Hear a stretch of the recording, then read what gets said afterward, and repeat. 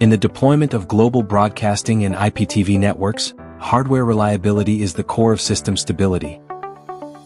To ensure absolute performance under extreme conditions, FMUSER operates a dedicated, industrial-grade aging workshop. Every piece of core equipment is subjected to a rigorous, continuous aging process lasting from 7 to 15 days. During this prolonged high-load operation, professional engineers conduct strict inspections on power stability, thermal dissipation, and signal integrity. This uncompromising quality control protocol eliminates potential failure risks long before the equipment leaves the testing facility.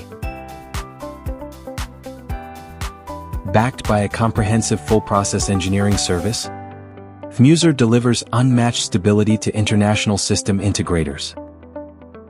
Global professionals are welcome to visit the Guangzhou headquarters for on-site technical validation.